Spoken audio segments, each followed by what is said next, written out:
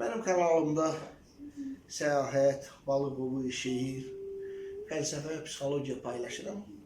Və insanların baxış sayından mən bilirəm ki, aid olduğum toplum, aid olduğum kütlə elmi fəlsəfi psixoloji biliklərə maraqlıdır.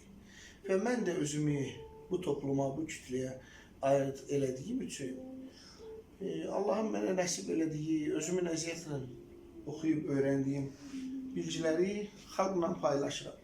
Və burada heç bir maddi gəlir filan güdmədən 3 yaşına kimi gördüyümüz, bildiyimiz nə varsa sıfırlanır. Uşaqlığın yadındadır. Bu neyrogenezdir. Neyronların bir qismi məhv olur, ölür ki, digər neyronlar oraya yığışıb, birləşib, toplaşa bilsinlər.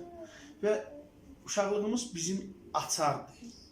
Bizim bütün ömrümüz A nöqtəsi ilə B nöqtəsi arasında çırpınmaqdır, gəzişməkdir, səyahətdir. A nöqtəsi uşaqlığımızdır, ilk il verilənlər, istəyirsən laf riyasi dilə çevir. B nöqtəsi ölümdür. Bizim başımıza ilkin olaraq uşaqlıqdan, məsələn, 3-4 yaşından mən artıq dərk eləmişdim ki, gec-tez öləcəm və ağlayırdım, ata sən öləcəksən, ana sən öləcəksən. Bu B nöqtəsidir, ölüm. A nöqtəsi uşaqlıqdır. Sənin bütün ömrün A nöqtəsi ilə B nöqtəsi arasında gəzişməkdir. Və indi mən həmişə çalışıram ki, elə dildə danışım ki, hamı başa düşə bilsin.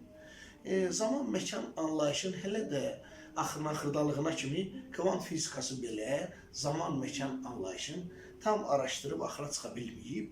Və mən loro dildə nə başa salmaq istəyirəm? Əgər yatmaq istəyirsənsə, qarşıva Ağdamlılar demişkən qəsd qoy ki, yatmayacam. Yatmayacam, mən hökmən yatmayacam. Nəyin bahasına olursa olsun, yatmayacam, yuxu səni basacaq. Və bütün ömrümüzdə buna yaxın bir prinsipləndir. Zaman o vaxt sürətlənir ki, biz məsələn bayramı gözləyirik. 20-si bayram axşamıdır. 21-i bayramlaşacaq. Axır çərşənbə bu vaxtdır. Sən nöqtə təyin eləyəndən sonra zamana sürət verirsən.